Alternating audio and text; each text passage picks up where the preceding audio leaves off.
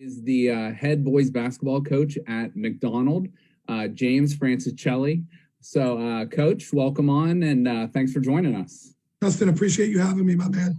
Absolutely. Look forward to it.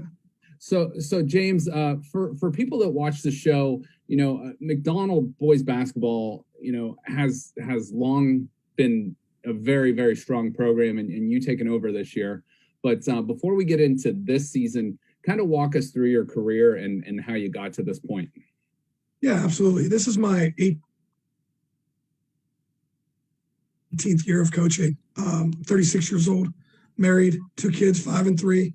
They're a big part of what I do and being a part of our program and everyday battles that we go through. And, you were a head coach and you know what your wife had to do and putting that stuff to the side. And it's a daily grind. But when I was 20, I was right out of high school. I stayed on staff at Struthers, coached 7th and 8th grade, right as a 19-year-old. And I went to YSU for, I started engineering, then went into middle education, math and science, got my degree from there. And right from there, I got a job offer in Toronto, Ohio.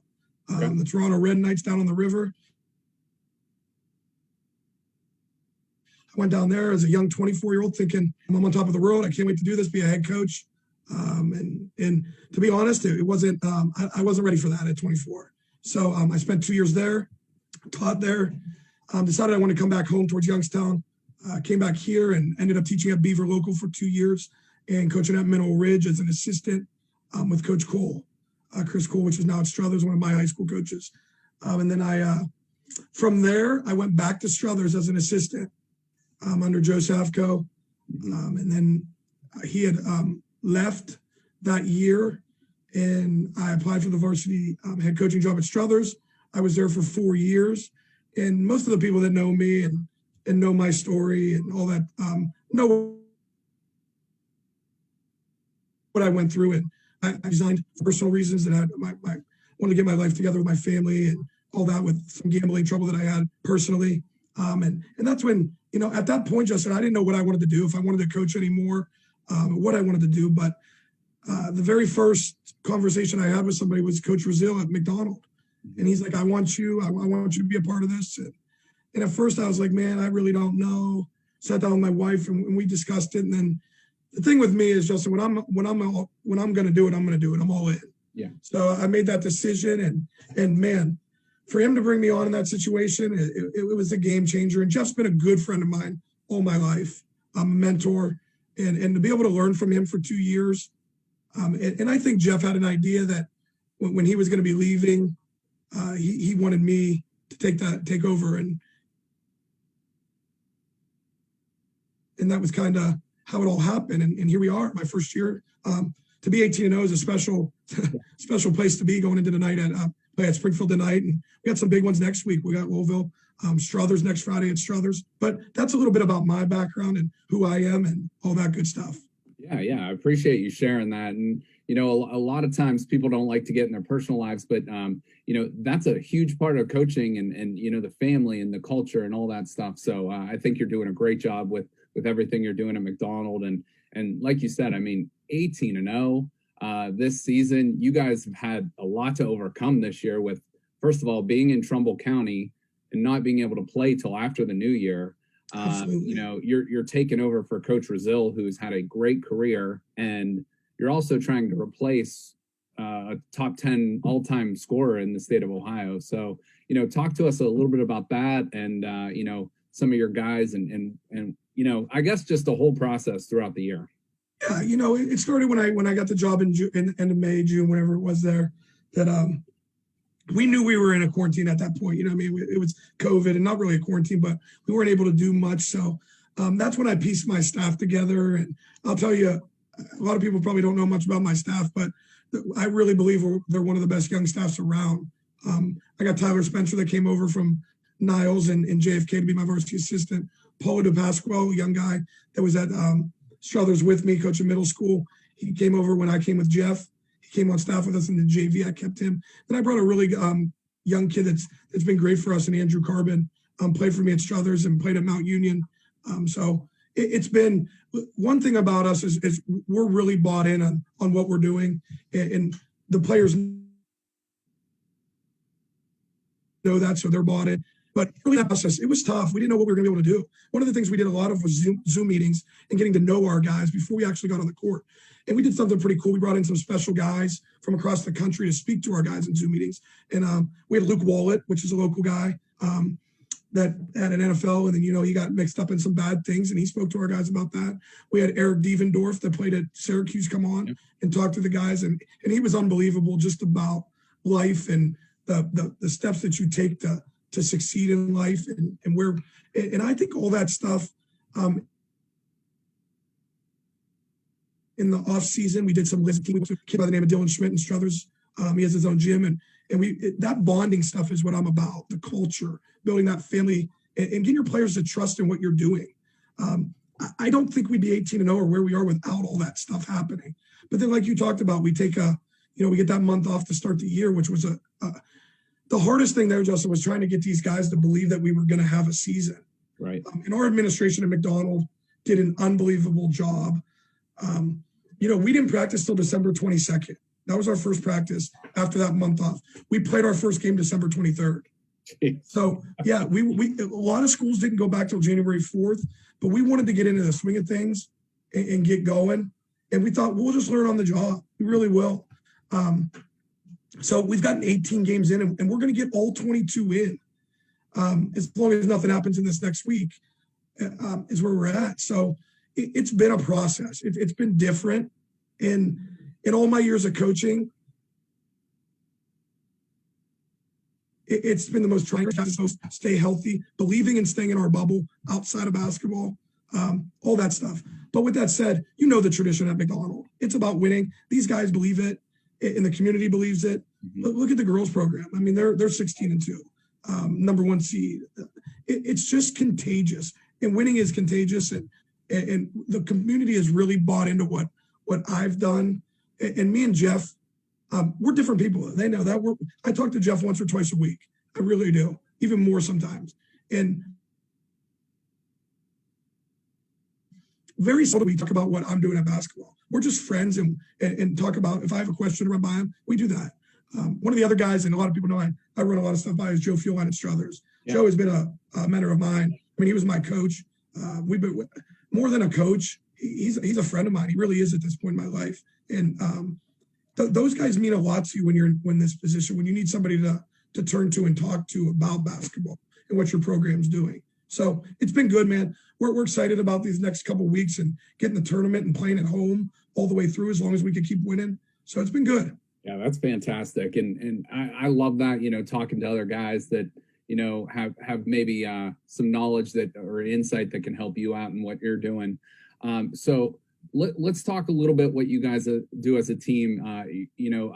Just seeing some stat lines and some scores, you guys bomb away from the 3-point line. And I believe you had a couple games with 18 and 19 3-pointers in a game. And not a ton of close games in that 18-0 stretch. I think Waterloo, you played them twice. We beat Waterloo both times by 3, and we beat Springfield the first time at the buzzer. Okay. By 3. So those are our 3 closest games. Louisville, we just had a close one with Louisville. We ended up winning by 5. But yes, that's what we do. That's our game. It really is. We don't shoot many 15-footers. We really don't. Right. It's a layup or a 3 for us is what we're trying to get. We play the percentages. And Justin, how basketball is. You play with the style that your guys allow you to play. Right. And that's what we're able to do. At all times, we have 5 shooters on the floor. So this year alone, like you said, we've had 19, 18, and 18. That gets us in the record book for a single game 3 times in 1 year. Wow. And really, we're on pace. Who knows what will happen these last, how far we go. But we're on pace to be top 3 in the state in a season all time. Wow. So, yeah, we're at like 230-some right now. The McDonald record for a season is 265. So it's a special group of guys that have just bought into our mentality and what we want to do and the everyday process to get to that. Well, and that's attributed to you and your staff. So, hats off to you guys for doing that. So obviously you guys got a big one tonight versus Springfield. And what's it going to be like? Have you coached against your former team in Struthers before? I have not. And so what's that going to be like for you? I still teach there. they're great to me. The administration, Pete Perone, all those guys are, Dave Vecchio, my principal, Rob Jelenies. I'm so close to those guys. There are no hard feelings there. Everybody has to understand I stepped down and walked away. They hired Mike Wernicke. Mike, a lot of people for a long time thought there's bad blood between us. Me and Mike are really, really good friends. We actually hang out outside of basketball. He's been over my house, been to his, all that different stuff. Our sons play basketball on the same team together, youth basketball. It's going to be emotional, you know what I mean? Going back there. Yeah. But I've told our guys all along, first off, we've never looked ahead to any games. We have a goal of 1-0 every night we step on the floor. So we really haven't really talked much about Struthers. Early in the year we did because we thought the tournament was going to be there and it was going to be a tune-up for us. But when it gets time for that game, it's not about me that night. It has nothing to do with me. We're going there for to play a basketball game, and we're going to treat it like a regular night. It'll be emotional for my family and my friends and being back in there. Is there a better place in the Southern Fieldhouse around here? No. I mean, right. It's unbelievable. And I'm so thankful that the opportunity that Joe Nora back then and Pete Perone gave me to be a head coach at Struthers. And now it's the same thing with Kevin O'Connell and Gary Carquito and our administration here at McDonald. For them to trust in me and believe in this, it's a tribute to those guys too, to understand what we're trying to do and believe in it. But I'm excited. I'm excited for our guys to go there and play. I mean, hopefully we win tonight and we win the next two, and we're both undefeated playing next Friday night. Be a pretty cool experience for our area. Sad thing is that the stands won't be full. Right. Yeah. This year has been unlike any other, and before we went on air, you were still wearing your mask there too. So what's that like coaching in the COVID era? Well, Justin, I'm not going to lie to you. The way you've seen my mask on is usually how I wear it when I'm coaching. But we tell we got to follow these rules. We do not want to hiccup. When I'm yelling, I pull it down a little bit, then I put it back up. It is what it, I'm not around anybody at that point. Hopefully this is winding down here with the vaccine and everything going on. I got first shot, and I was thankful for Struthers and Boardman helping us out get that. And let's just hopefully it's going in the right direction. And by the time these spring sports come and fall and we're back to some normalcy. I mean, I was telling our guys tonight, I couldn't imagine what the atmosphere would look like tonight in Springfield. Game of the week, 18-0, 15-3, league championship on the line, really. We both have business we'll have to finish after tonight. But it means a lot. And listen, Steve French at Springfield is that he'll be as prepared as anybody tonight. And we know that. For our guys, we got a couple guys that came back from us from Middle Ridge and a couple football players that haven't played in 4 or 5 years basketball. So tonight's their first really big road game that with a lot of meaning behind it. So I know I didn't sleep much last night. I was up at 5 a.m. thinking about these are, and I had to get a haircut. You know that. It's a big night. I had to get my boy Dom Lewis over at the Sportsman Barbershop hooked me up. So I'm excited. These are the days as a coach that you live for. You really do. And win or lose tonight, it's going to be great. It really is. And I love your mindset of 1-0. You got some big games on the horizon, but I love that attitude. 1-0. Keep pushing that rock uphill and get to the top. So, Coach, having said that, just real quick on not necessarily your tournament game, but what's your message to the guys, to finish off this season strong and head into the tournament? I believe you guys play February 23rd as your opening game in the tournament. So I guess just closing out, what's your final message and final push to your team down the stretch? Well, starting tonight, we talked about tonight really starts our tournament run. We're going to treat it like that. Let's get we got 4 games and then we'll get into the real tournament there and see where we fall and match up against some teams. We think we got a pretty good draw. We really do. And if we win, we'll be playing at home for a district championship. I mean, I told our guys today, there aren't many other teams down the road that are going to be able to say, hey, I had a chance to win a district or I won a district championship on my home court. But it's just a matter of, I had a coach in high school, Tony DeFelice, Springfield principal. He was big on the mental aspect of the game. So I've taken that from him, and I just tell our guys to mentally be prepared for every moment. When we left the shoot around this morning, go home and get yourself mentally prepared for what we're about to do and walk into. And then once you get there, soak it all in. You're high school kids. You're going to remember this for the rest of your lives. Win or lose, it's just to be able to play in games like this. There aren't a lot of teams that are playing important games right now. Sure. And we're one of them. And every game is important to us. It's been all year. We've had 3 mottos, Justin, all year. We started with, when I got the job, we were going to find a way. That was our motto on our shirts: find a way. Every night, find a way to get that win. Whatever you got to do, dig deep and get it. And then we went with continue the tradition. Let's continue what everybody has done in front of us to get us to this point. Let's carry on that tradition and keep it going. And then 1-0. We stress that every day in the locker room. We talk about, before we go out to practice, let's be 1-0 today in practice. Let's win this day and get better. When you get to that tournament, it's a different mindset as a coach. Every night it's different too. You don't have a JV game. You don't have all that. And we had the luxury of playing Louisville on Monday night with no JV game. So we treated that little bit of hey, let's treat this like a tournament. You're only going to get that 20 minutes to warm up. Nobody's on the court before that. So let's get mentally prepared and stay focused. And our guys know what our goals are, and they know where we stand with them. And I believe, you probably have to talk to my players, but I believe I got a really good player relationship coach with them, and we trust each other, and it's got us to this point. So before we get off here, I just want to tell you, we got some special guys, and our 5 starters are we'll put them up against anybody. We really will. With Jake Portalease, he's averaging 23 and 11. Miles Culp, 19 points, 7 assists. Eli Street, 13 points a game. Dom Carquito, 9 points and 11 rebounds a game.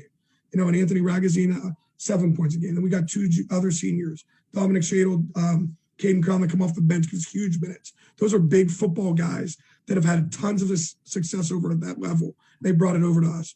And then we have 2 juniors and a sophomore, Trey and Gregory Constantino, that give us good minutes. We could go 10 deep on any given night. We really can't.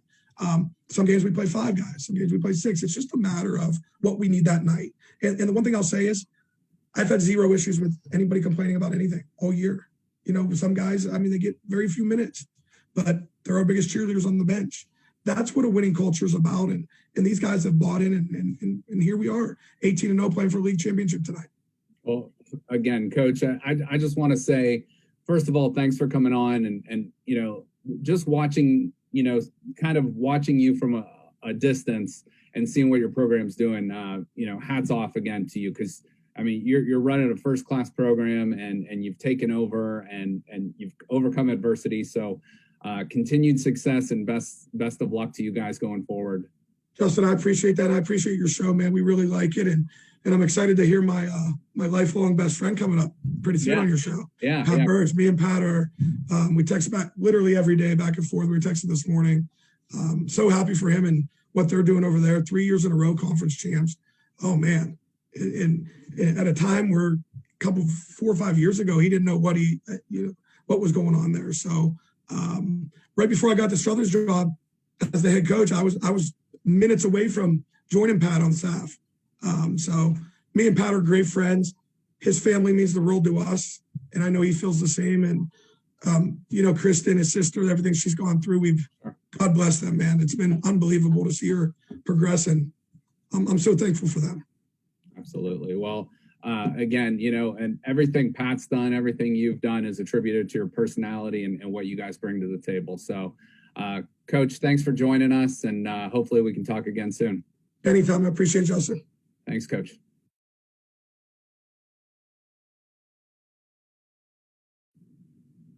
Okay, joining me now is the head boys basketball coach at Boardman, Coach Pat Birch. So, Coach Birch, welcome. Thanks for coming on.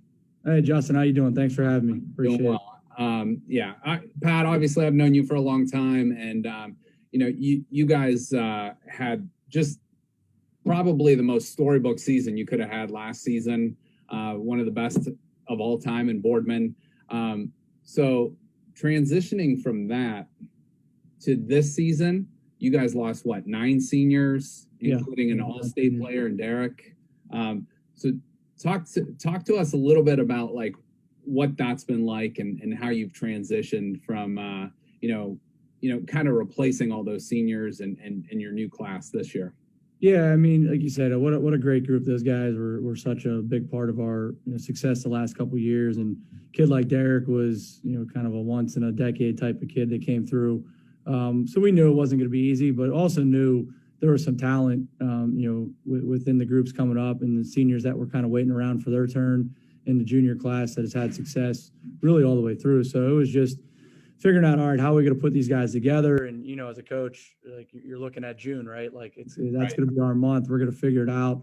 We're going to get to summer leagues and camps. And then obviously COVID kicks in and, we're doing a lot of just open gyms and you're like, all right, like we think this guy could play. We think we have this, but we really didn't know until, we played Poland in game 1, what we had, scrimmages give you an idea, but, really proud of these guys. Seniors have been great. They've been great leaders. They've been very selfless. It hasn't been about them. It's been about the team. And some of these juniors have really stepped up in the crucial roles. And it's just really cool as a coach to see kind of the next group take it and run with it. Obviously, we've had a couple slip-ups and some games that we've lost. I feel like we should have won, but that's all part of the learning process. Well, I mean, still though, 13-4 and 7-0 in conference. So, I mean, even you can't ask for much more. And the 3 of the losses were really close games. 2 of them were in overtime that we had, the game within our hands and it slipped through. Really the only game that we kind of laid an egg was at Jackson on the road without Ethan. So it's kind of like the perfect storm that night against us. And so we've been, even in the ones we've lost, we've had it, we've played well. Getting that 3rd straight conference championship was pretty cool this year, all things considering, and, really happy for these guys to be able to put their own number up on the wall. Yeah, absolutely. So again, congratulations again. So third straight season being AAC champs and, kind of reestablishing Boardman Boys basketball back on the map to its rightful place. So, and that's all attributed to you. You've really built this program up from the ground up and, done a fantastic job.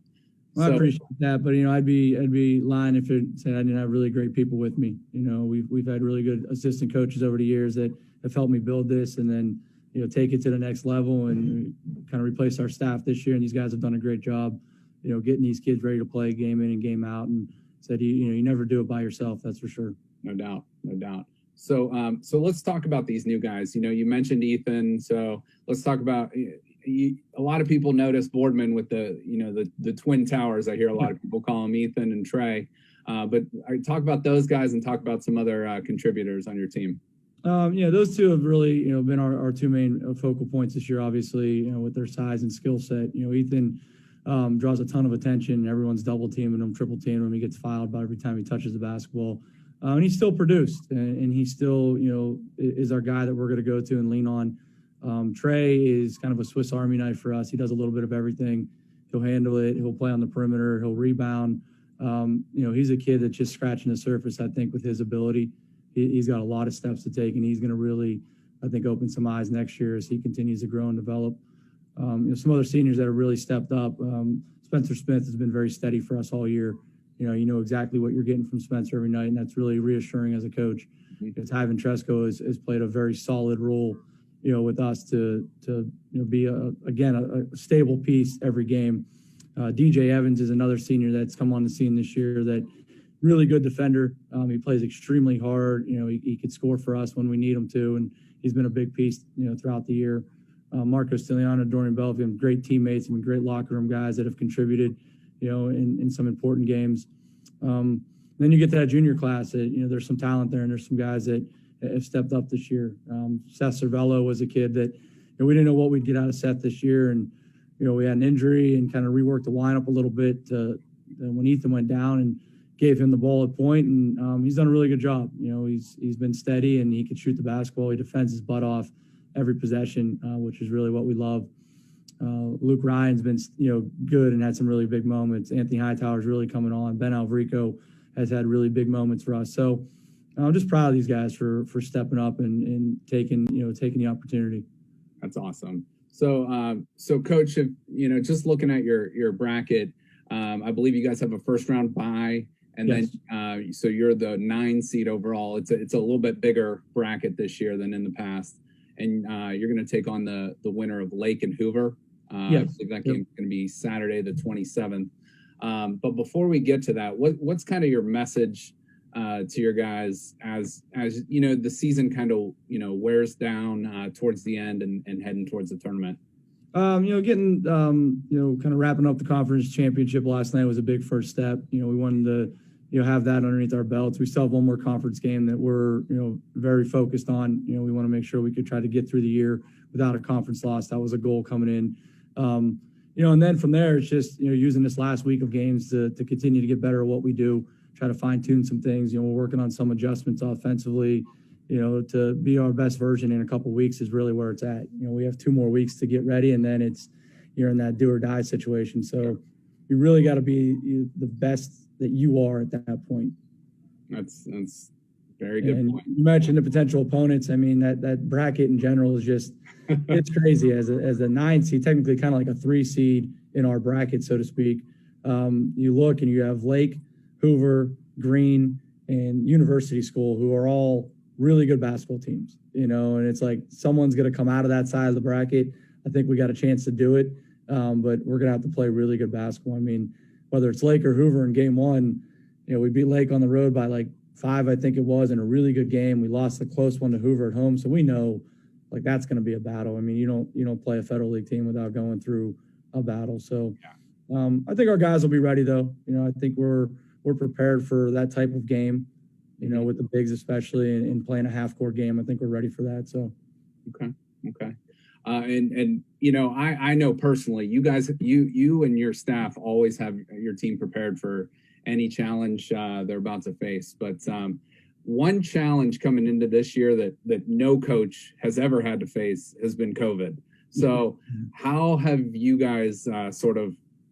I don't know, I'm sure you've been throwing curveballs. What's that been like this season? It's been a mental challenge more than anything. You think something, you think you have a schedule, you think what your next week's going to hold, and then boom, it changes literally day to day. I think we're just kind of used to it at this point. If you can get used to it. November was tough. We got shut down for a couple of weeks and then come back and you're playing right away. These guys have been good. I think they've just been resilient. They've rolled with it. And we just try to embrace it as it's really out of our control. You can't help what happens, and just keep reminding them how lucky they are to be playing basketball this year. There's a lot of schools you look like have only played a handful of games. We've been able to get 17 games in so far. So, knock on wood, that continues. Absolutely. Well, Coach, I know you got practice coming up soon, and you got to get ready for that. But I just want to say thanks again for coming on and joining us. Best wishes to the Boardman Spartans, and say hello and best wishes to the family too. Yeah, I will do. Same to you. I really appreciate you having me on. I love what you're doing here. This is great. I watch a lot of these, the podcasts that you have up, and, really, really appreciate you having me on and kind of getting a spotlight on the program for a minute here. So absolutely. Well, good luck to the Spartans and good luck to you. And we'll talk soon. All right, Justin. Thank you. Thanks, appreciate it. All right, we are now live in studio. I want to thank Coach Franceschelli. That I had to check with him a couple times before we did our interview to make sure I didn't butcher that name too much. But classic Youngstown name, Italian name. But wish him and his Blue Devils a lot of luck in McDonald. Thank you to Coach Birch at Boardman. They just won their 28th straight conference game last night. At home. So they're heading into the tournament doing pretty well. So best of luck to both of those teams and good luck in the tournament. The boys tournament's going to start here soon. But we are going to now turn the page and start talking a little bit about the girls high school tournament. And to join me, obviously I've been a head coach in the girls game for a while, but being a little bit out of the loop this year, I brought in a resident expert on this subject. His name is Rich Harland. He is the founder of Hall of Fame Huddle. I'm going to have him tell you about that in just a minute. But to me, he is probably the foremost expert in Northeast Ohio on girls high school basketball. So I appreciate him. He drove in from Canton this morning. And so Rich, welcome to the show, and tell us about yourself and, all the good stuff that you bring to the table. Before I say anything, just to clarify, we're actually live. We are I'm live. not just in the studio. Yep, we're live. There's no FCC regulations though. If you swear, go for it. Whatever. So you're free to. I wanted to make sure because I don't know, there may be something that needed edited out. I'll do my best. You're good. You're good. So So tell us about what you do and your program and all that kind of stuff. Well, I started Hall of Fame Huddle. I don't even know how many years ago. 8 to 10 years ago. Okay. It started as just a hobby website that me and my best friend Andy Cook started, and before it was even all girls, we just did stuff for fun. We covered the Canton Charge when it was their first year in Canton when they started in the D League. So we were at a lot of Canton Charge games doing articles. I wrote for the Akron Racers professional softball team. Yeah. We interviewed some Ohio State players, and we just did whatever we could as fun. And I was still coaching high school girls at the time, and when I stopped coaching, it kind of moved to all girls, and it really took off. And within where'd you coach at? I was at Malvern for 2 years, and then Northwest for 3 years. Okay. My career record is probably like 10 and 800. I don't know. I feel that though. I feel that. I understand how that goes. But when I got out, I already knew a lot of the coaches. I knew a lot of the players in the area. There was a big response to girls basketball content. There really wasn't anything in the area in that fashion at the time. Right.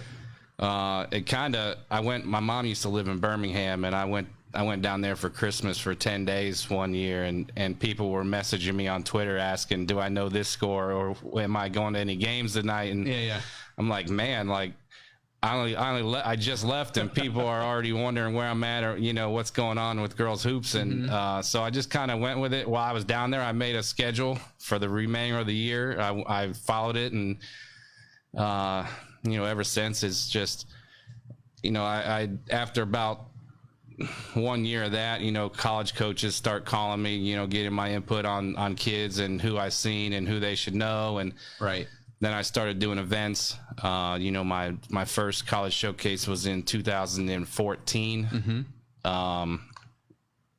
2014.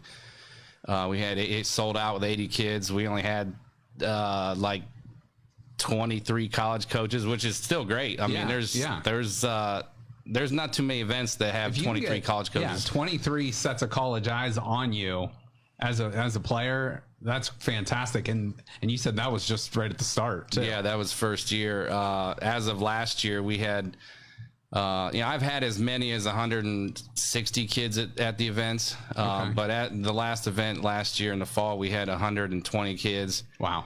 And 57 college coaches. So wow. Okay. We've had coaches come in from Pennsylvania, New York, Michigan, Kentucky, West Virginia, Indiana, had North Carolina. Wow. Okay. Washington D.C. So the event is all the events that I do have kind of evolved and they've gotten bigger. And last time I updated the numbers, we had like, I want to say like 750-ish kids that have participated in my events, and about 520 of them have moved on to college. So, it's just a great opportunity. Playing basketball. Playing basketball in college. And then things just kept evolving. I started a travel program in the summer called Team Huddle. 2015 was our first year with that. We only had 5 kids in our first graduating class. All 5 of them went to college. One's already graduated. Another one is graduating here in a couple weeks. One actually walked on at YSU, played there for a year. Brandy Snow is a 2-time All-American and still has another year of eligibility after this year. And then we just kind of went on from there. We got bigger and bigger, and our 2021 class, we have, I think, almost 20 kids committed right now just in the one class. And then we have several more that are still yet to commit that will be here in the next couple months. But That's fantastic. That's amazing, really, when you think about it. We have a lot of good time. We have a lot of fun. I feel like, when I transitioned to the high school girls game about 5 years ago, and I feel like I first started hearing about your program with some of the local players that we had around here, the Serena Samarones, I believe Grace Magnapora, so the couple Canfield girls there, and then you start hearing other different ones. Is it Elia at Struthers and Elia, and so there's definitely, you have a big reach. I had a former player that I believe is going to be playing with you guys next year, Gio Treberry. So you guys get some nice talent, and we've had a lot of success from kids in the Youngstown area. Serena was one of the kids I enjoyed coaching the most. I mean, you've seen her play. She goes 100 mile an hour. Yeah. Tough as nails too, and she was always thirsty to get better. Like her and I have worked out in the lunchroom at Canfield Middle School. I'm not joking you. The lunch tables are obviously up for the night. Yeah. And there's basketball hoops in the middle school cafeteria, and that's all we had. And we worked out there, and that shows you like the dedication of her. Absolutely, and where she's at. Lindsay Bell was another kid we had in Youngstown. Had a great time coaching Lindsay. Yeah, an Ursuline girl. Okay. Some of these kids, you get Lindsay obviously has had a lot of adversity. Her father, Wally Bell, the MLB umpire, passed away when she was younger. So we had a great relationship, and we got Chloe Nieder now.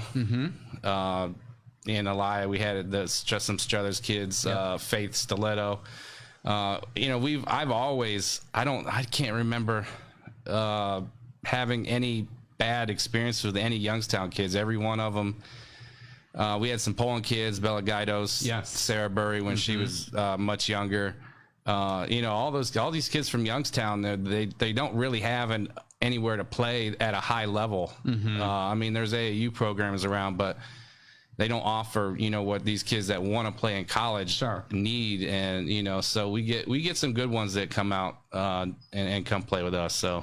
And you guys play against high level competition around the country. Oh, absolutely. So, that's the key, I think. Exactly. We've played, I remember our second year in 2016, we didn't have any Youngstown kids on that team, but Bella Gaidos was a younger kid in the program at the time. Emily Grandy was a younger kid in the program at the time.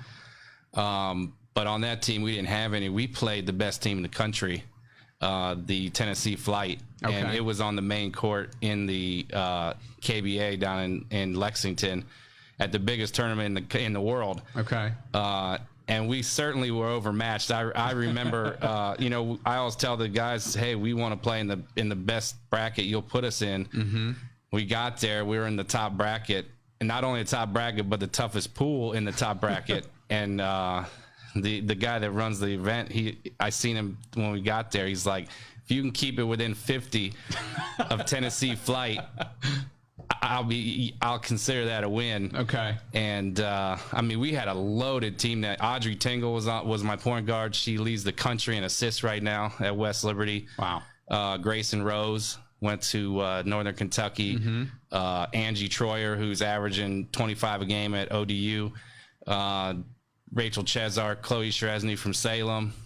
We were pretty good. Yeah. And we actually started that game up. We hit 3 straight threes to start the game, and we were up 9-2, and they called timeout. They were just heated. We actually kept the lead for the first 7 minutes of the game. Okay. And then, their kids, their point guard was Anastasia Hayes, who turned down UConn to go to Tennessee. Oh, geez. Okay. And she now is scoring 29 points a game as in D1. Yeah. We did the best we could, and they turned it on. They 2-2-1 pressed us, and their post players were 6'4", 6'5", and ran like deer. And once they turned it on, we ended up losing 80-44. Okay.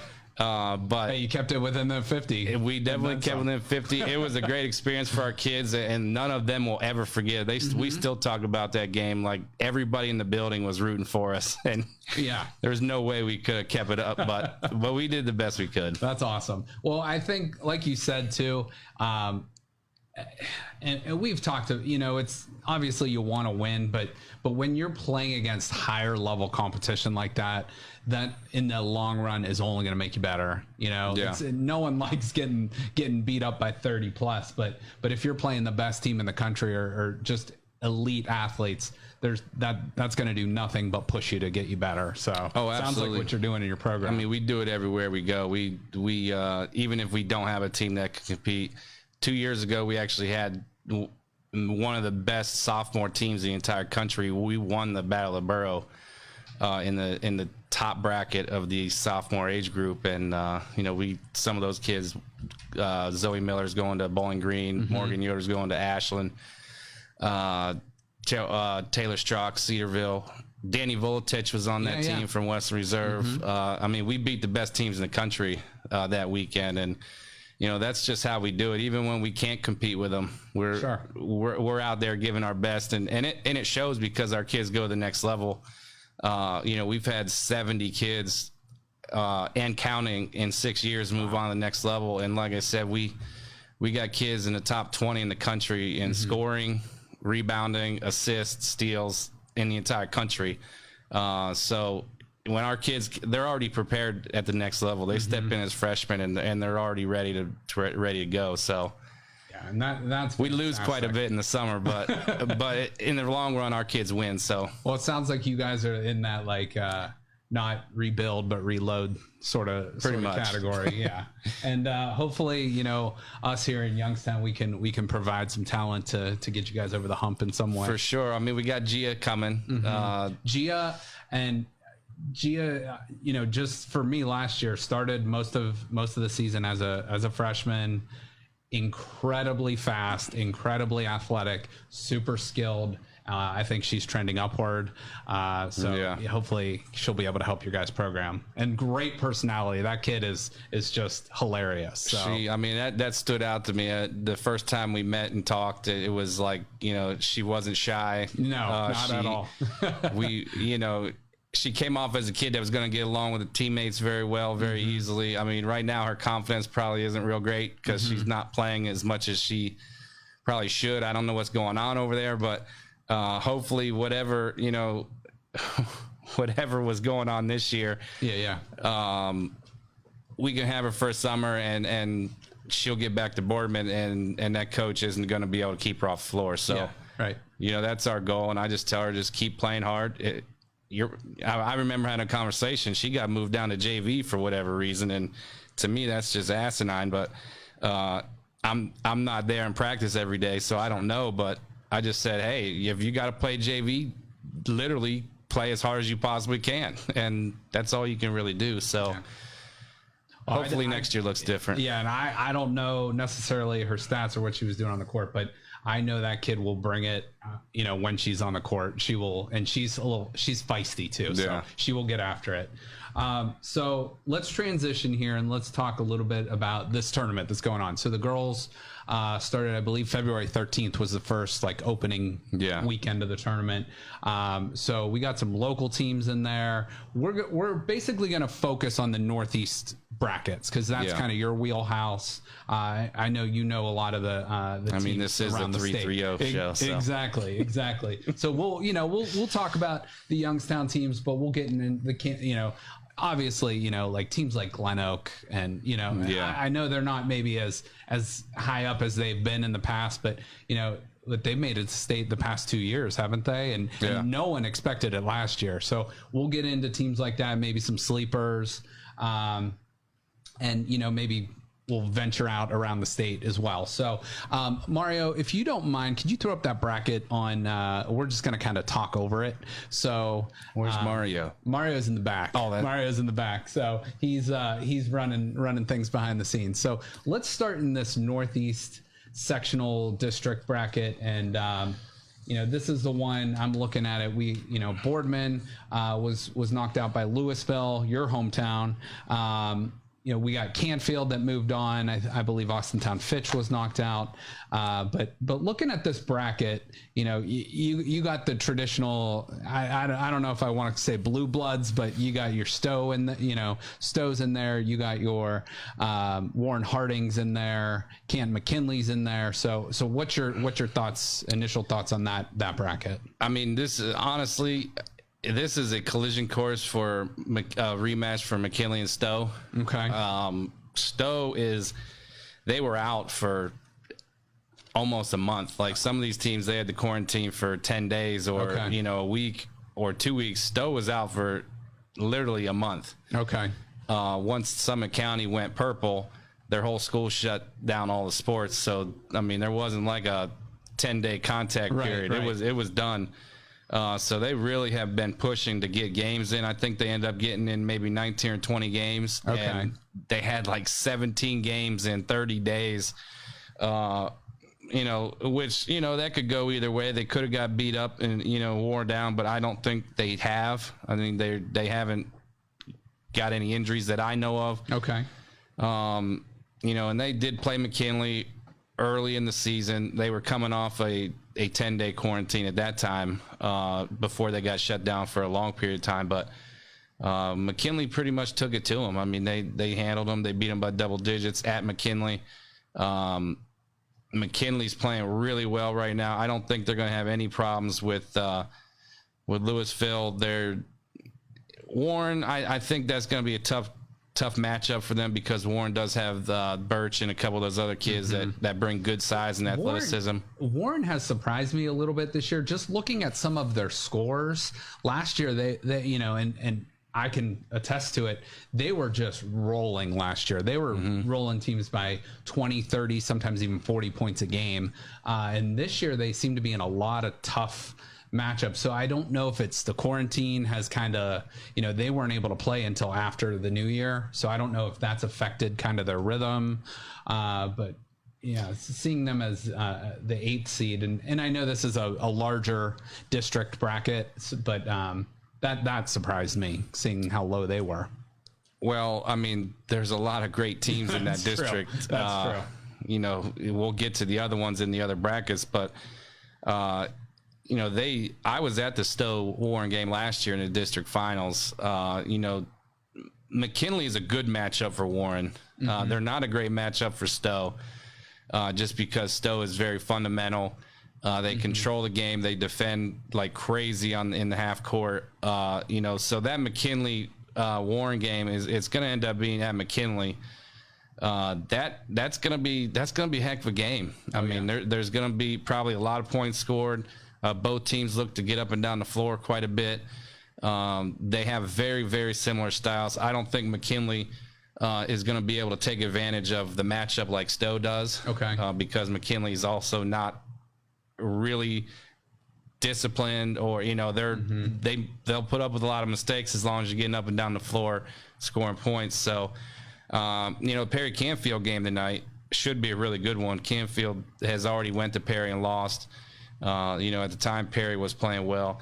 We got a kid that plays in our AAU program, Meredith Randulik, that plays at Perry, and she's fantastic. And she's probably not gonna be happy to hear that I'm saying that Canfield might be able to take them down tonight. Okay. Because Perry's just not playing real great right now. They ended the year with 5 or 6 straight losses, maybe a win sprinkled in there, but they're not as hot as they were to start the year. So. And Canfield's they're always Coach so Real well has them playing well come tournament time. Most times, I have not seen them this year, but a 22-point win over Hudson is nothing to sneeze at. No, I mean, Hudson's not bad at all. So yeah, I got to believe that they're playing well, but ultimately, I think Stowe's going to come out of that district. I just think they're the best team, despite McKinley already beating them. That November 30th was a long time from now. I mean, a lot has changed since then. And Stowe, I think, could ultimately end up even in Columbus is kind of. I wouldn't put money on it, but I give him a chance to get there. So okay. All right, let's switch gears now and let's go to the next bracket. So this would be the Northeast to the sectional district. So looking at this, we have, again, a lot of traditional teams you're going to know. You got North Canton Hoover in there. Let's see. Let me go to the bottom here. Oh, and Hoban. Obviously. Hoban is loaded. They've been loaded for the past couple seasons. So besides them, any teams maybe we should keep an eye on. I see Brush in there. Brush is always a real good athletic team. This one's probably the most cut and dry one, I think. Okay. I don't see anybody beating Hoban. Be honest with you, I was stunned when Hoover jumped in that bracket. I thought Stowe was probably the one that they were going to get after just because they match up better size-wise and style-wise. But, I don't see anybody beating Hoban. If anybody even before they get to Hoover, Madison's it's going to be ugly tonight. And then they're probably going to play either if the Aurora or Garfield. It's not going to be close. I kind of had Hoban as probably the best team in the entire district. Okay. I know Glen Oak ended up with the 1 seed, and Stowe was the 2. But I still feel like Hoban. They are loaded. Well, I know Riley. Riley is super talented. Who else? Carly Anchor is fantastic. One of the most underrated guards I think in Ohio. Okay. She's going to Cedarville, but she's got D1 talent without a doubt. Okay. Grace Schill, nice role player on that team that brings a lot of energy. Abby Stevens, D1 commit to Purdue Fort Wayne. They got several freshmen that step in and play. Mm-hmm. I think maybe one of the Bennett kid that transferred from Manchester is not playing, I don't think. But other than that, they got 9 kids. If she was playing, they would have 10 kids that could get after it. Wow. Okay. And they're loaded. And again, we have a AAU kid that plays at Madison. And I was actually talking to her before I came in. It's going to be tough sledding tonight. Right. And I even told her, I said, I wouldn't expect a whole lot of junk. Mm-hmm. Hoban is too good to defend Madison with a double team or Riley or with a face guard. That's just not how they do it. They're going to get in your grill. Mm-hmm. They're going to get after you, and they're just going to beat you badly. Okay. So, all right. Let's take a look now at. We're still in Division I here, so this is going to be the Northeast 3 region. So Glen Oak in here. We have, let's see, we got Nordonia's in there. They're usually pretty talented. Obviously, you got Massillon Jackson and Green, which should be a nice Federal League battle tonight. So I think you might even said you might be going to that game. Yeah, tonight. I'll be at that game tonight. So thoughts on this district? It's Glen Oak is the clear favorite. Like you said, nobody, a lot of people didn't give Glen Oak much of a chance last year after graduating. They went to Columbus 2 years ago, and they had 5 new starters last year, and they still made it back before the season ended down there. I like Glen Oak to get out, and I think it's going to be either them or Hoban if I had to put money on it to get. It ain't even in Columbus this year, but wherever the state semifinals is going to be. Is it in Dayton this year? It was supposed to, but they even changed that. Okay.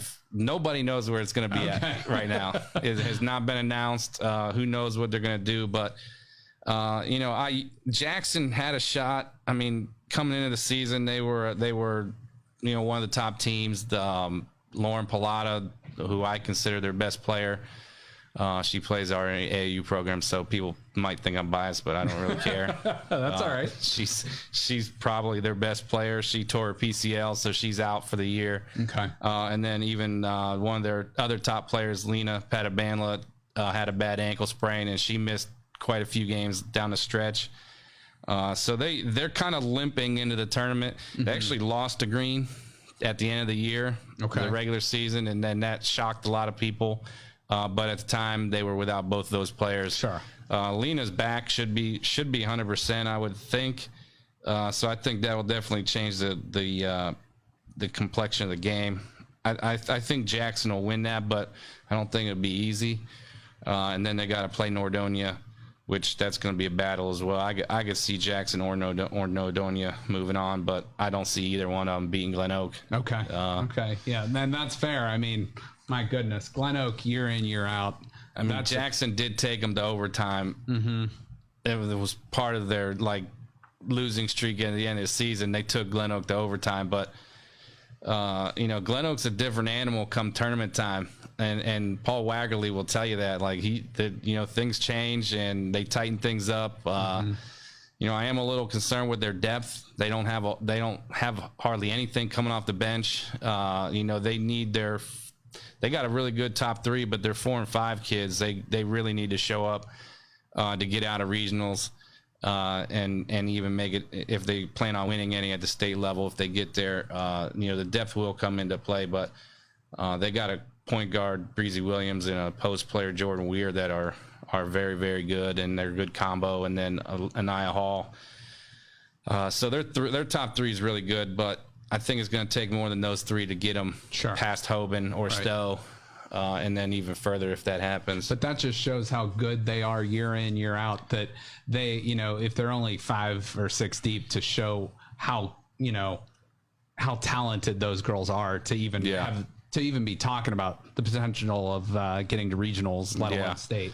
So let's go to our final Division I Northeast bracket here. This is more of the Cleveland region. Mm-hmm. So, we got St. Joe's Academy in there, Medina, Highland, always very, very good. Westlake's in there, and the other Medina school, the traditional Medina school. So thoughts on that? This is probably the bracket I'm least familiar with, but me too. but I know Medina year in, year out. Really, both Medina high schools are very, very good. So, Coach Casals has those kids going, playing well. I think this is the one where St. Joe's Academy should not be the underdog, but they are, just because of how the seed rolled out. But to me, they're the best team in the district. They just had a much tougher schedule. Yeah. They played, who did they play at the Classic? It was, I want to say Newark. Okay. They filled in and played. It was Newark. Last second, a couple days before the event started, they made a switch and they played Newark. They got hammered in the first half.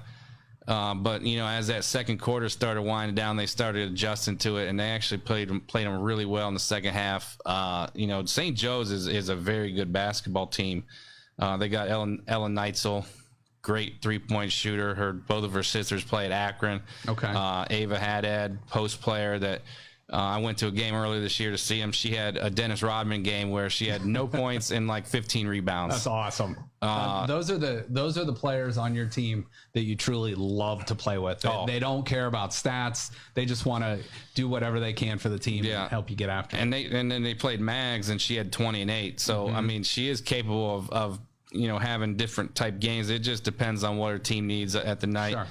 They got a kid, great shooter, Ryan.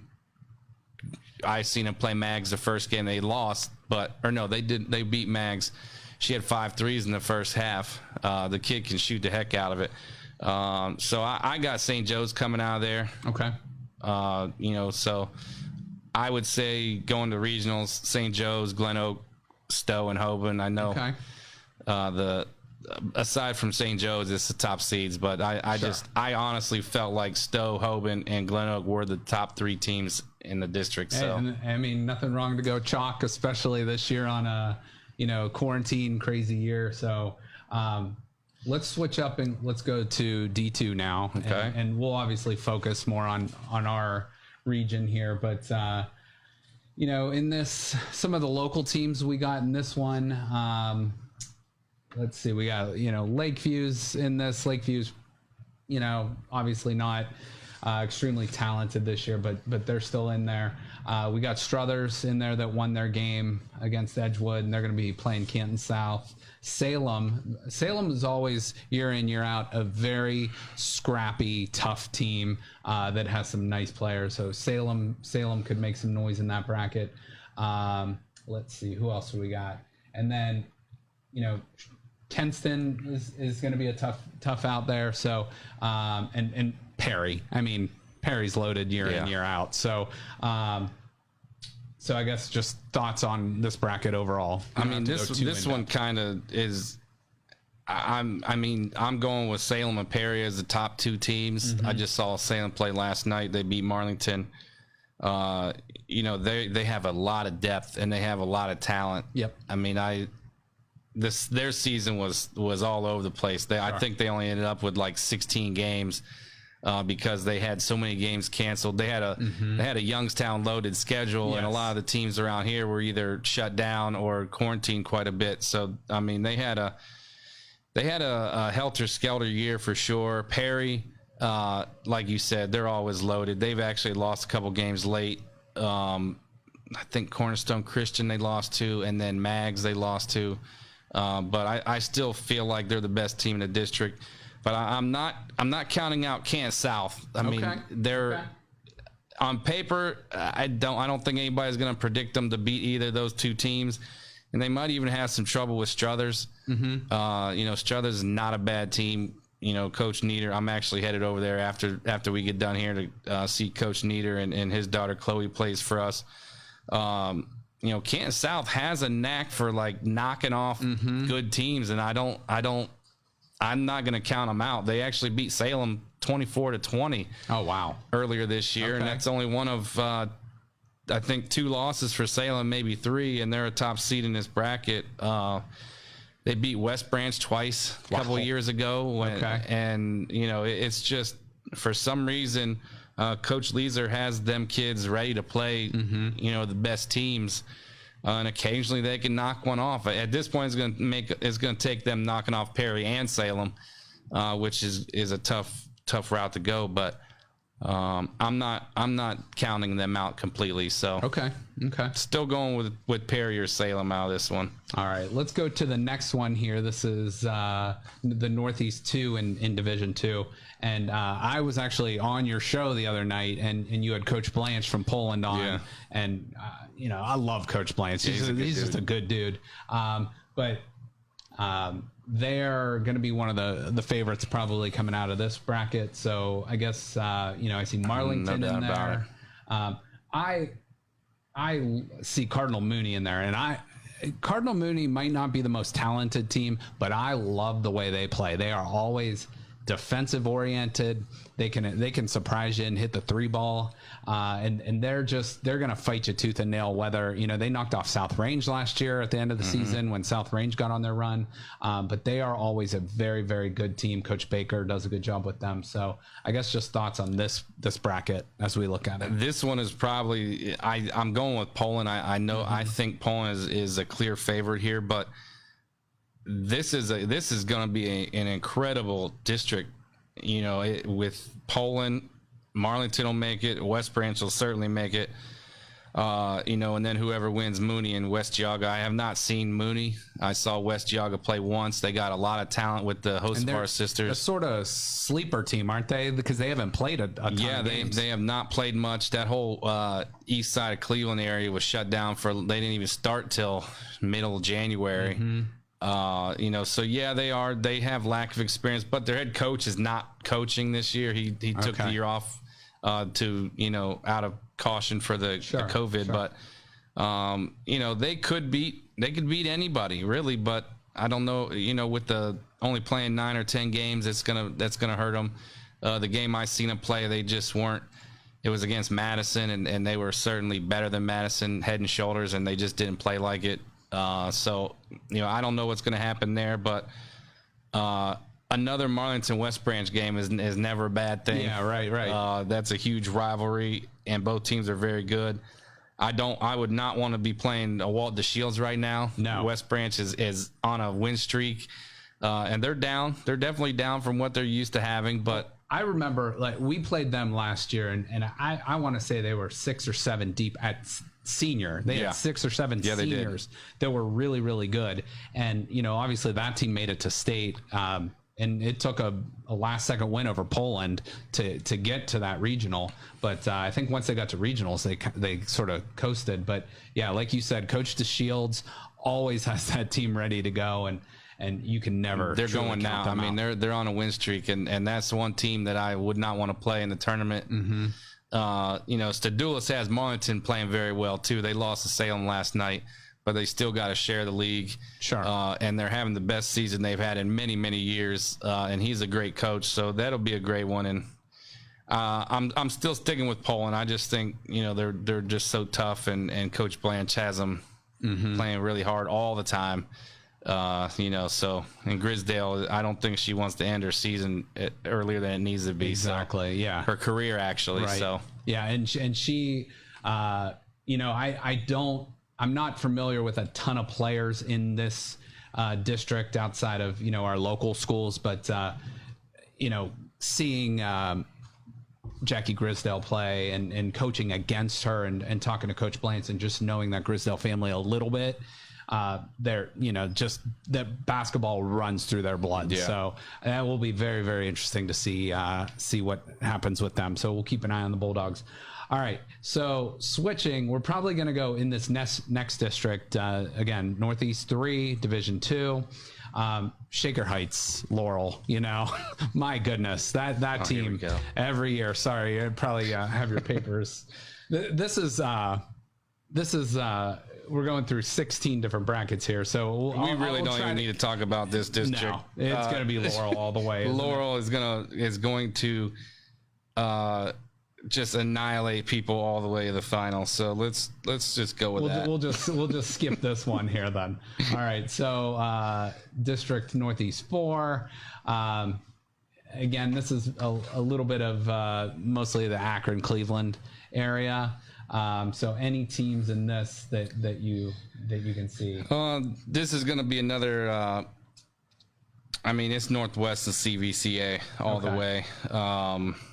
There's nobody that's going to get in their way of getting to the district final, and that's going to be one heck of a game. They shared the conference tournament, or not tournament, but championship this year. Sure. Yeah. At Northwest won at their gym in overtime by 1, maybe 2. CVCA won in their gym 40-39. Okay. It's going to be a battle if this one's going to be at CVCA, which I hate having districts at home courts, but it is what it is, and that's going to be a great district championship for sure. Is that going to be across the board this year for all the districts? I think so. Definitely in Northeast District. Okay. I think the East District as well. I would imagine it probably is a statewide thing, but I can't say that for certain off the top of my head. Okay. All right. Well, let's go to now Division 3. So we're in Division 3. This is going to be the Northeast first. And this one's loaded with local teams here, Youngstown teams. Just looking off the top of my head, I see South Range. I see Mineral Ridge is going to play South Range here. South Range is the 1 seed. East Palestine's in there. And East Palestine had a really nice year this year. I think they won their conference. They're still the 15 seed, but had a nice year this year. Crestview's in there. Krista Perry's a nice player over there. Brookfield's in there. Brookfield always, seems to, cause some disruption. They might not be one of the better teams, but they always seem to cause some disruption. So, Coach Fish over at South Range does a great job with them, and their starting lineup is loaded with talent. So, I guess just thoughts on this district as a whole. I think South Range is definitely the clear favorite. I don't know anything about Brookfield, I'll be honest with you. So I don't know if I think that they should beat LeBray or Crestview. I know, LeBray's not a bad team. They just beat champion last week. I skipped over LeBray. Yeah. Good team. Crestview, Krista Perry, another Youngstown kid that was in our program.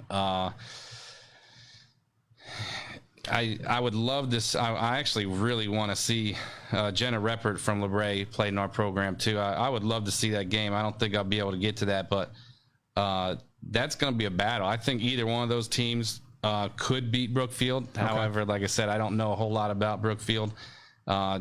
Clearly, South Range, even it stinks that they lost Gabby Lamparty, but they still have plenty of talent and should get to regionals, I think. Okay.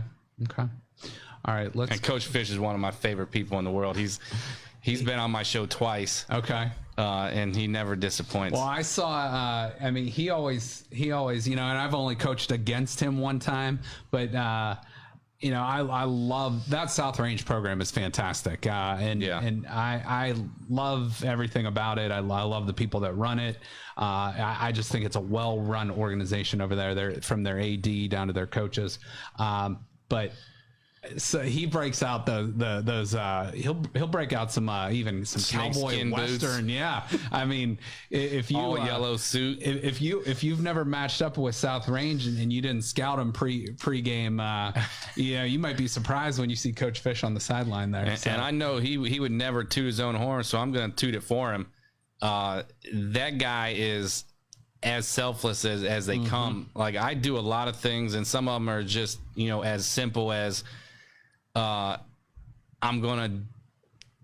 deliver food all the time now for a living, you know, through the COVID stuff. And, you know, I've put out on Twitter sometimes, you know, I'm going to give so much money away today as I'm doing my deliveries. That man sends me $50 and says, here's more, give it to people who are in need. You know, I've done several fundraisers. He's always taken part. The guy is he knows that it's more, there's more to life than basketball, and he knows that, you know, there's more than just him on this planet. So he's outstanding. I can't even say how much that, you know, I look up to that guy. That's awesome. Yeah, probably literally and figuratively. He's about six or something. He's bigger than me. He's taller than me. I'm wider than him. So this next side of the bracket here, we, you know, Division III. This is going to be who would, you know, play in regionals here. So we got Elyria Catholic. They're always good.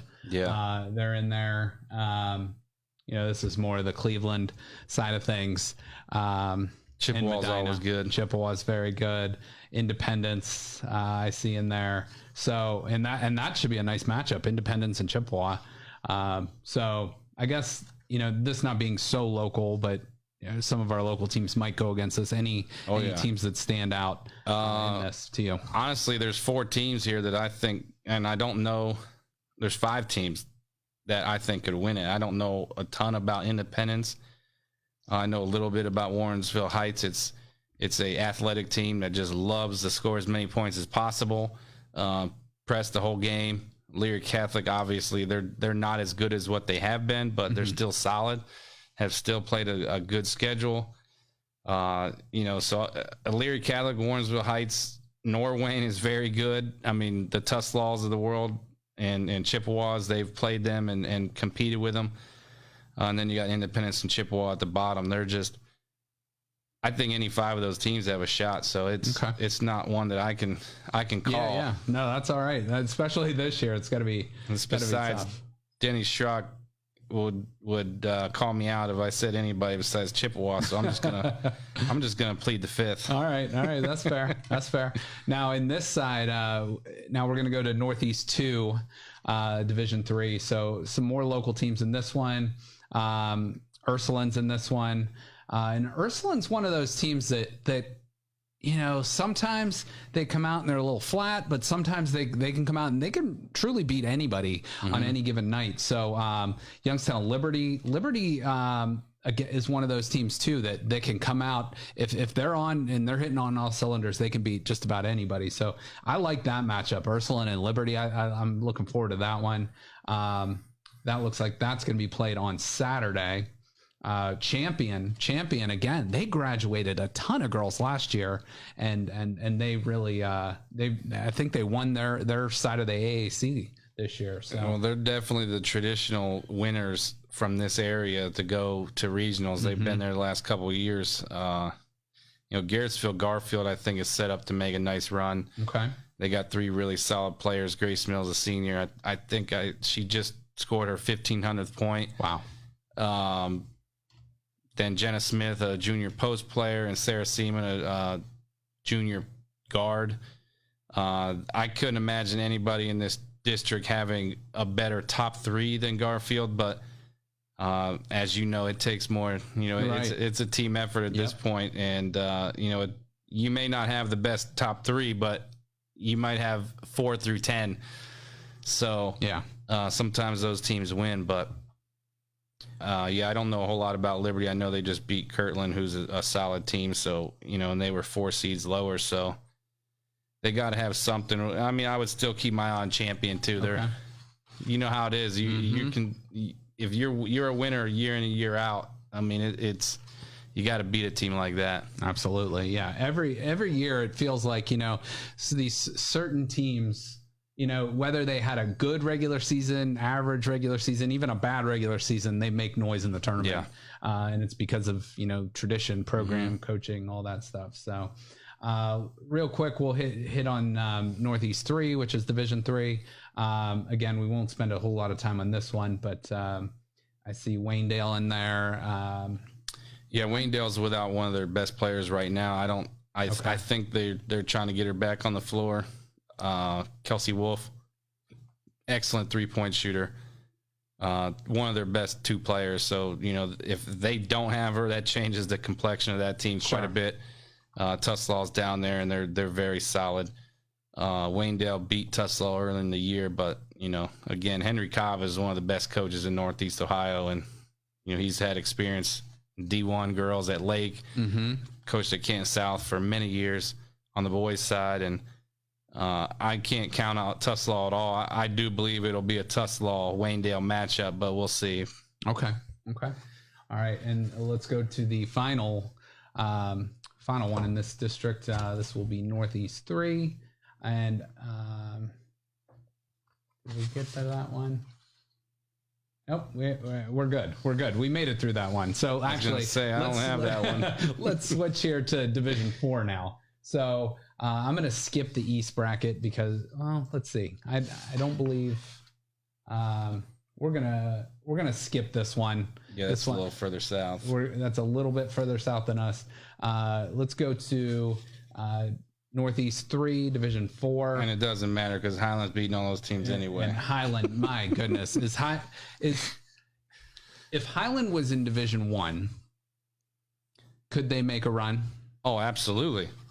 I mean, there's a reason why the Glen Oaks, the Hoovers in the world don't want to play them. And why the Hobans. I tried to get a Hoban Highland matchup at one of my events, and nope. I would rather keep them as a scrimmage. And we'll get back to the bracket here in a minute, but you know Highland basketball very, very well, especially that's where the Classic in the Country is played.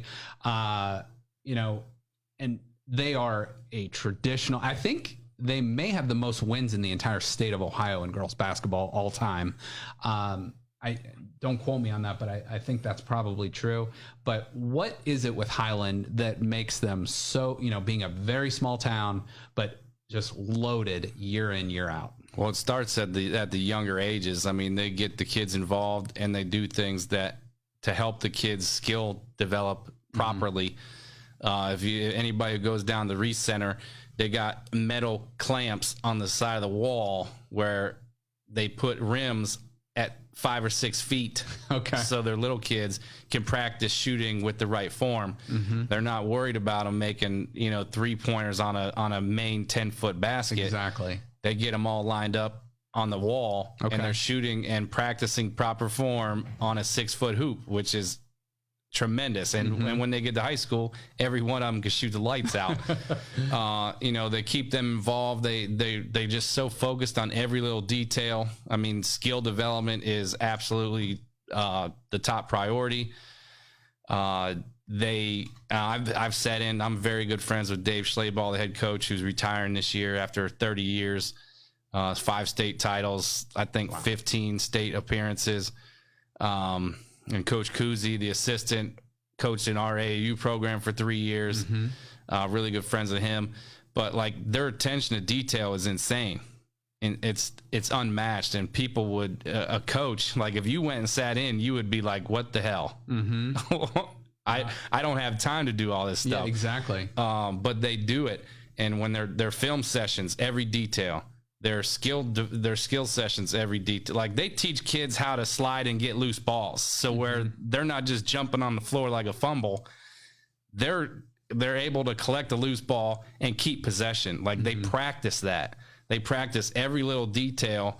And, you know, most coaches would go in there and be like, what are they doing? Or why are they doing that? Why do they have kids sliding on their knees, grabbing a loose ball? The little things matter, though. The little Absolutely. things. And as a coach, you know, I am all for multi-sport athletes. I'm all for it. However, if you're not putting in that skill work in the off season, it makes a huge difference. Oh, absolutely. Because, you know, coaches that have to spend time on that in season, you're not able to work on the little things like sliding on your knees for a loose ball, stuff like that. So, I mean, if your question is, can they compete at the Division I level? All you got to do is look at their schedule. They beat Solon by 20. Yeah. They beat Pick Central at Pick Central. And Pick Central is a traditional D1 power, and they got multiple Division I kids on that team this year. They beat McKinley by 15 at McKinley. Wow. They beat the Vegas Bulldogs, who is from Las Vegas. Wow. They have a kid that's already committed to Oregon. They are a Pac-12 pipeline. Okay. They beat them by 4. They beat Jackson by 27. Gosh. They beat Laurel. Their only loss was to Napoleon by 5. And, you know, I can't read his mind, but I wouldn't be surprised if, you know, Dave might have pulled some strings in that game to you know, make it harder to win. Okay. You know, because where'd they play that Napoleon game? It was at Napoleon. Okay. That's a long way to travel for them. Yeah, it is. And they got down 20-4. They were down 24-13 at halftime. They went on a run in the third quarter, took the lead 35-30. And then Napoleon came back and won. And I'm certainly, when I say that, I'm not taking anything away from Napoleon, but I know the genius of Dave Schlaball. And I don't think he won his team going in there in the tournament 22-0. Okay. Okay. And interesting. You know those great coaches do those things. Yeah. And I'm not saying they lost on purpose, but I'm guessing he probably did some things to stack the deck against his own team. Interesting. In ways. And maybe if he hears us, he might text me and say, you're such a... Well, if he's listening, 330-595-1600, you can call in right now. But all right, let's get back to the bracket here just to kind of round out. So this is going to be Northeast 1 of Division 4. So you got some more local teams in this one. We have McDonald in this one. Let's see who else we got. Springfield's in there. Newton Falls. Newton Falls always well coached. Coach Baker over there. I think he does the most he gets the most out of his talent. I don't want to say he does the most with the least, but he gets the most out of his talent over there. You want to see a loud coach, go to Newton Falls game. We've scrimmaged against them plenty of times. He gets after it, no doubt. Coach Baker is a great dude. I mean, I know him personally. I would consider him my friend. But in pregame huddles, he's the one standing in the middle doing all the yelling and screaming. And it definitely catches your attention. And it definitely gets his kids' blood moving for sure. No doubt. I don't think anybody can beat McDonald in that district, though. I think that's pretty cut and dry from what I can see. Okay. All right. Yeah. McDonald on the boys and the girls side this year is very, very loaded. And then let's look at our that's the same one. Let's go to Northeast 2, which this one is going to feature one of our local teams again, too, in Western Reserve. Western Reserve has played a lot of higher level competition this year. And they've played South Range, they've played Poland. They've loaded up their schedule a lot this year and shown that they can compete against just about anybody. Danny Vuletich over there I believe she's going to Robert Morris. Yeah. Has been in your program before, but just a fantastic kid. I think she might have set the program record in rebounding. recently. But what do you see from this bracket? This is going to be our final bracket we talk about. It's going to be. I mean, Western Reserve is certainly the favorite. You were on my show the other night. We had CJ Julian from East Canton, and I'm not going to count East Canton out. Yeah, like they're. I don't see them getting beat before the district finals. Sure. And I believe that he's going to have his team ready to play Western Reserve. Traditionally, they do well against post players. They don't have a post player, but they have Izzy Klein. Yes. And she's athletic. She's 5'10" athletic. I'm sorry, Bella Klein. Izzy Klein used to play at Newton Falls. Yeah, I was going to say that sounds familiar. Bella Klein is 5'10", very athletic, and she guarded Grace Lyon earlier the year at Fairless, who was 6'1" and very good. She defended her really well. So East Canton will be ready to play that game. I think Western Reserve still has the advantage, but I'm not counting out a upset there for East Canton. Okay. All right, very good. So I that's a lot of I threw a lot at you right there, but I mean that just shows your expertise built for this. in our in our area especially. So let's talk a little bit. I don't want to keep you too long, but let's talk a little bit about your show and what you're doing. So tell us, first of all, tell people that might be watching our show or might be listening on podcast tomorrow about your show and what you do and stuff. We talked a little bit about Hall of Fame Huddle, but let's talk about your show a little bit. If they're not interested in girls basketball, they probably shouldn't listen. So I'll just start with that. Be honestly, I don't know where they can find it. Just go on YouTube and search HOF Huddle. Okay. It's up on that page. I do it through YouTube. My Twitter handle is HOF Huddle _Rich. If you want an interesting Twitter follow, go ahead. But I'm not gonna blame you if you follow me and unfollow me a day or two later. It's all we post all links on there. I'm just trying to spread girls basketball. Maybe it was out of boredom. I don't know. I've coached on both the boys side and the girls side, and there's definitely a difference, in exposure and things. And I think what you're doing is you're bringing more exposure to the girls game. And I think a lot of people appreciate that because, and I'm speaking from mostly a Youngstown perspective, but I guess Northeast Ohio as a whole, there are a lot of good basketball players. Oh yeah, in this area, especially when you regionalize it out to Northeast Ohio. Your Cantons and Akrons. I know there's some schools down in Columbus and Cincinnati, but I would argue Northeast Ohio is possibly the best area of in the state. If not, you go into Pennsylvania, you go into Indiana, you go into Michigan, you go into West Virginia, Kentucky, we can compete against just about anybody. I mean, if you're going to make it a regional thing, for sure. If you get a little more specific, I don't think Canton or Akron can hang with like Columbus or Cincinnati. Or even Cleveland cannot hang with Columbus or Cincinnati for that matter. But if you just go, Northeast, if you just split the state into 4, I really like our shot, because that includes Cleveland, Canton, Akron, Youngstown. There's some good basketball up on the river. On the lake. Yeah, right. I swear I love geography. I'm not that dumb. You're fine. There's great basketball players in Northeast Ohio, and my show, we branch out and go all over Ohio because I want to talk to some personalities from Cincinnati and Dayton, even though we're all Dayton in some people's minds. But Columbus, I love being able to talk to people from around the state. While the season's in, we do talk mostly coaches. When the season ends, I plan on, every Tuesday night at 8:30 is when we have the show, and I would love for it to continue every week. I've done it from downtown Cleveland. I've done it from Shelby, Ohio. Okay. I've done it from my house. I've done it from my office.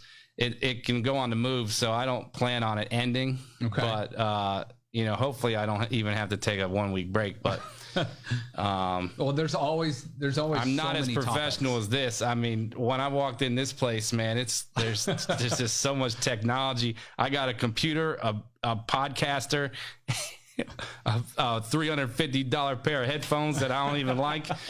when I started, it was literally just my face on the screen. Yeah. Thank God I learned a little bit as we went, and now I can get other people on there, but it's not as professional as this. Well, you do a great job though. I take pride in not being professional, man. I mean, come on. Okay. All right. I don't like being business like a professional. Let's address real quick the elephant in the room too. I gotta, people watching, they're seeing you. They're like, this is a cool looking dude. So I gotta ask you about the mullet. We talked a little bit off air. Where'd it come from, or where'd you think of it from? Quite honestly, I don't know. Somebody just said to me one time, I think it was even on Twitter, you should grow a mullet. I used to have the beard. Yeah. And, I had to get rid of it because I went out to Vegas and out west, and I just got so dry, and I was scratching. So the beard is coming back. Okay. For those of you who haven't seen me since I shaved, they're probably doing a double, triple take, but the beard is on its way back. The mullet is going strong. Okay. I mean, I've had it for almost a year now. I don't know if it's cool enough to get me a date with Alexis Walters. But Alexis, if you're listening, I would definitely like to take you out. I mean, I would probably take her to JR Grinders. I'm not leaving Youngstown area without JR Grinders. All right, fair enough. I love it. If I last a week with her, I already have our 1 week anniversary trip planned to Zion. So Alexis, if you're listening, hey, I don't know much about the weather, but hey, I love it. Well, at least it shows you watch our show. I'm wearing shorts, so I don't know. I might need to watch her weathercast. I might borderline be crying here. I'm laughing so much. I love it. I could give retweets too. I mean, if that's what it's going to take, I can give retweets on a tweet. That is no problem. Okay, that's fair. I love it. Let's expand our. I'm going to try to wrap it up in about 5 minutes here, but let's. Well, we're just now having fun. I know. Well, I've been having fun the whole time, man. So I got to ask you a couple questions about just random basketball topics. So one. Oh God. Well, I'm going to keep this one simple. Just shot clock. Shot clock, no way. You don't think there should be a shot clock? Nope. Okay. Why do you say that? The quality of basketball from top to bottom is really bad. Okay. I mean, if we could say this will never happen, if we could put it on certain games, sure. Like let's use it in the Federal League where, Glen Oak and Hoover are playing. I would be in favor of that. Let's use it. Nobody would ever want to just put it in the districts or regionals, but I think the quality of basketball there would be good enough to have it. But when we're talking, I mean, let's just take our pick here. Right. I'm not going to put anybody out there, but I see a lot of basketball, and a lot of it is trash. Mm-hmm. And if you think a shot clock is going to make it any better, that's a great point. You're out of your mind. That's a great point. And the topic of a shot clock only comes up when there's a team that stalls. Otherwise. And that's what, 5 games a year? Yeah. Right. Otherwise, who's taking 24 seconds to get a shot off anyway? I'm going to go back to a game that was a few years back, and it was Columbiana, who Coach Michella, who used to coach at Boardman. Oh, God, I was at that game. Salem. Yeah, it was Columbiana and Salem, and they were playing at the Struthers Fieldhouse. And, I have respect for both of those coaches that were in that game. But when you see 2 really good teams like that, and then, I believe it was the whole second quarter, the ball was held. And for 7 minutes of the 8 minutes, the ball was held, and this is getting into districts, and that's just, and as a coach, you do what it takes to win. But to me, I think maybe that prevents a shot clock, obviously prevents something like that. Well, I'm also a defensive guy, so I would say, hey, go defend them. Mm-hmm. Right. That's how we play. And I think that's fair. I would make them move. Mm-hmm. I mean, that's as cut and dry. I don't like that. I don't like them holding the ball. Sure. But I put more, I don't know what the word is. I put more blame on the defensive coach than the offensive coach. Sure. Make them uncomfortable. Right. Go defend them. Good point. Okay. I mean, you may get beat off the dribble, but if you've taught defense through the year, you got to be able to help. Mm-hmm. You got to be able to help the helper, you know, recover. It shouldn't be a problem. You should be able to defend anybody. If nothing else, switch and put your best defender on the ball. Sure. Right. Good point. You know. Okay.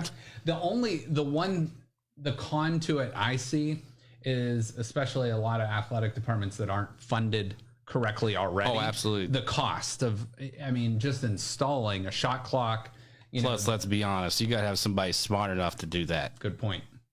I mean, I'm not the smartest guy in the world either. You're selling me on why not to do it. But I did run a shot clock for a college game before last year, actually. Okay. I was the emergency fill-in at a college game. Okay. And I ran a shot clock, and it wasn't fun. I was just smart enough to get it done, but it's probably a lot of pressure, especially if absolutely. It's a tight game. And you got to know all the rules. If it's an offensive rebound, flip the clock. You got to reset it. Yeah. On a dead ball, does it start at 0? Does it not? If it, and it's different whether it's a foul or it goes out of bounds. Sure. You got to know all the rules. And I'm sorry, but there's enough parents yelling at the clock operators as it is. No doubt. That's a great point. That's a great point. And then, and I talked to you a little bit on your show the other night about this, but I just kind of want you're a big Duke Blue Devils fan. One of the classic. Yeah, we got a win last night. I just want to know what's your thoughts on them this season and why they're struggling so much. Well, or what do you think they need COVID to do? season in general is hammering a lot of people. Right. I mean, nobody's had the schedule or the off season that they're used to. It hurts teams like Duke and Kentucky more when they're getting, the teams that have the more freshmen coming in that aren't accustomed to the coach and the style and already know the playbook, and it hurts them more. I always took pride in Coach K being one of the last coaches to go to the one and done kids. And I thought while everyone else was transitioning to that, Duke was not.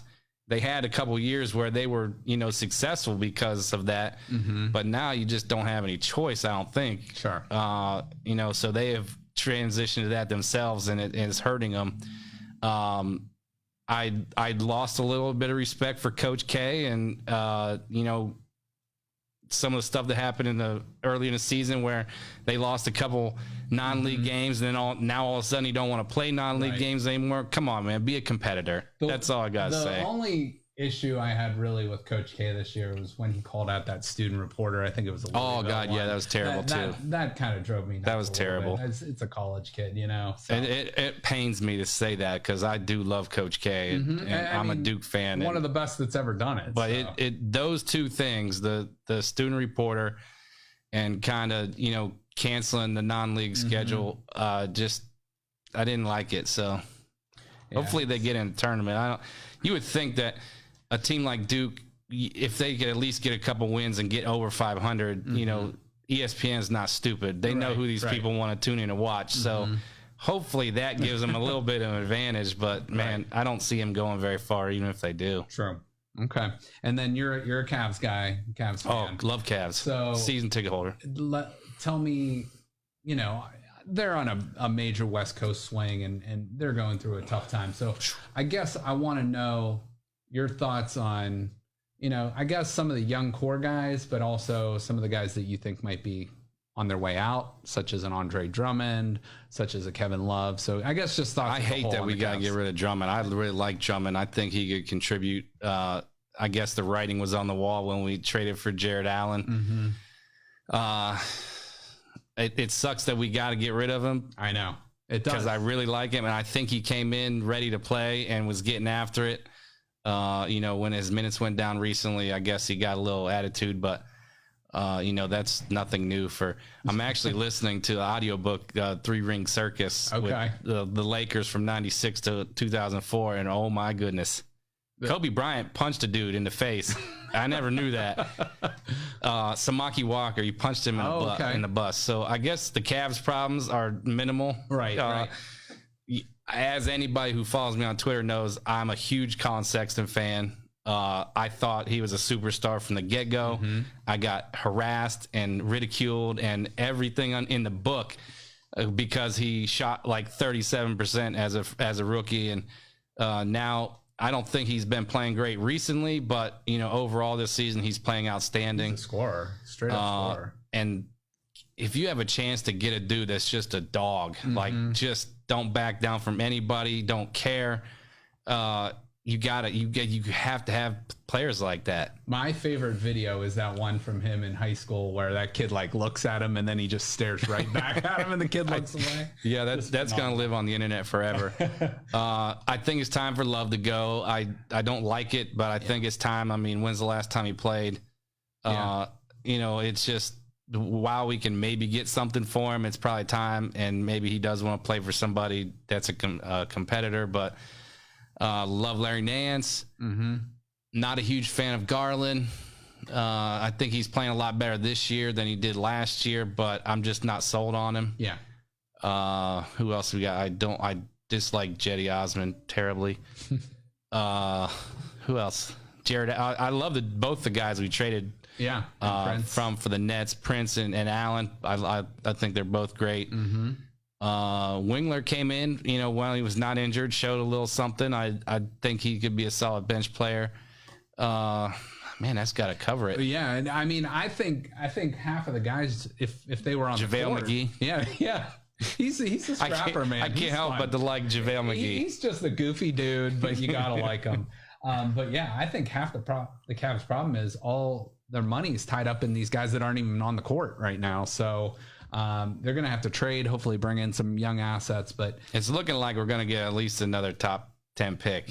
Unfortunately, I thought, I really thought we could make the playoffs this year. I really thought we could make We've taken a bad turn the last, and maybe it's just the road trip. Hopefully we can get back home and get some wins, healthy and get some wins under the belt. Like, cause I think, you can lose for a year or two, maybe even 3, but like once you start getting into like year 3, year 4, and guys are constantly losing, that sets a bad culture, a bad tone. And, now it's been the 3rd season since LeBron left, and it's like, it's time to start turning that corner, and hopefully. That reminds me, Okoro. I'd like Okoro too. And when you bring up LeBron, who I can't stand, he's left us high and dry 2 times now. Sure.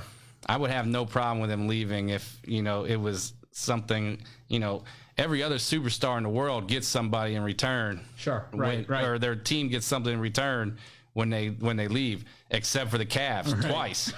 The only thing we were left with was contracts from Tristan Thompson and J.R. Smith, who are his buddies that we couldn't move. I don't like that we more than once we got stuck just right. And there was no going up from where he left. It was down before we go up. That's a good point. But it reminds me of Okoro when they played the Lakers. That was the first time I've watched LeBron play since he left. And Okoro was I know LeBron had a great game, but I love that Okoro wasn't afraid of him. Sure. And he was in his grill, and he defended him the best he could, and he wasn't shy.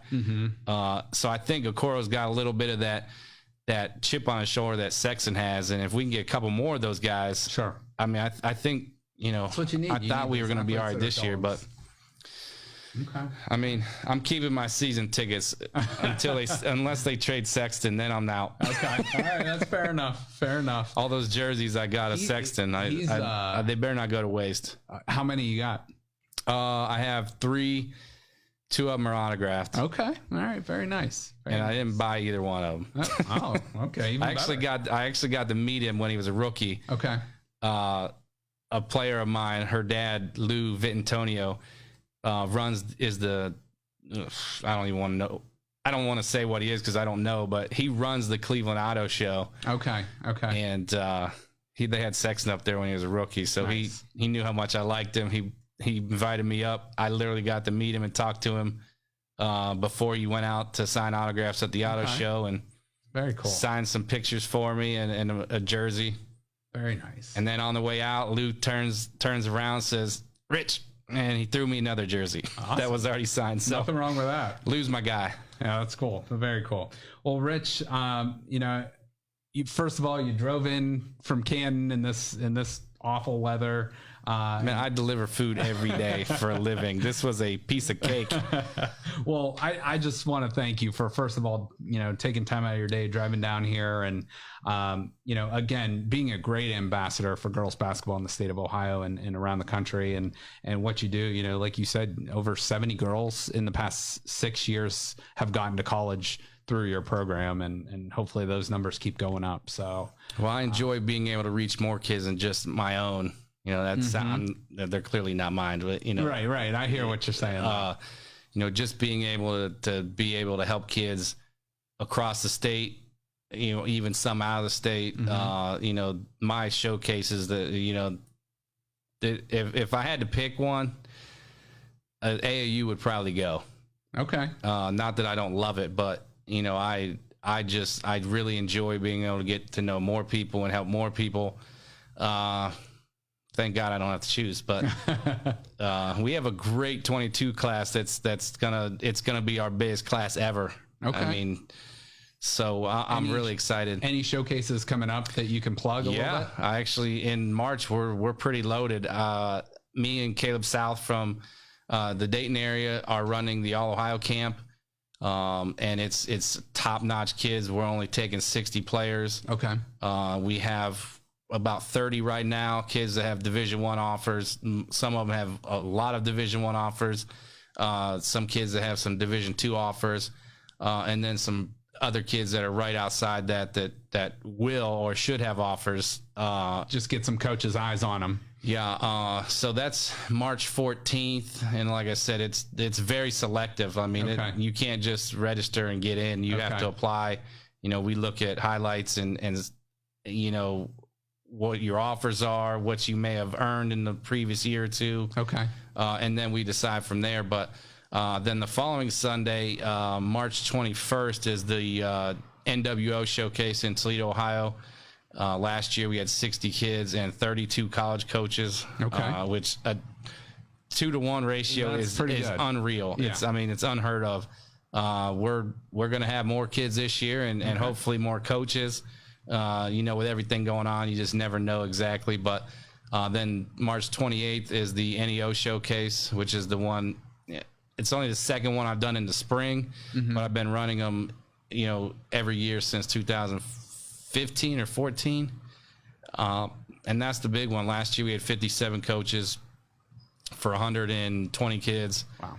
Wow. The fall event, we had 63 coaches. Okay. And 120 kids. So if we have a parent of a player or a player that might be watching or listening to the show, where do they go to possibly register for an event like that? You go to my website, hofhuddle.com. A lot of things, everything I do is on there. You can navigate the website and there's a link with all the events that I do. The only one that's open to the public for registration is the NWO. Okay. The NEO it's an open registration, but it's not a public registration, if that makes sense. Sure. Yeah. I kind of want to filter the kids a little bit, but not totally. And then, everything else that I do on there, I have some list of kids that I've seen that are really good. I have a lot of teams from the Canton area's schedule on the website. So, again, my Twitter, HOF Huddle _Rich. It's not for the the light of heart, the light of heart or the thin of skin sometimes. Everything I'm doing is on there, and love it though.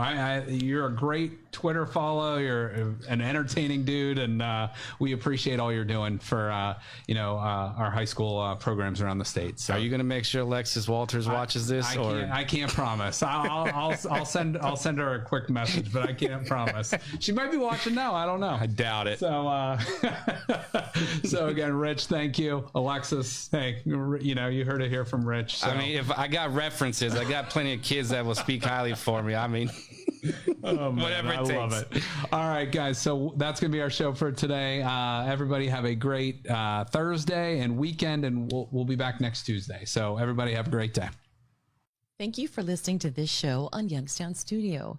If you like our programming, we invite you to subscribe to our YouTube channel, follow our Facebook page, or subscribe to your favorite podcast platform like iTunes or Spotify.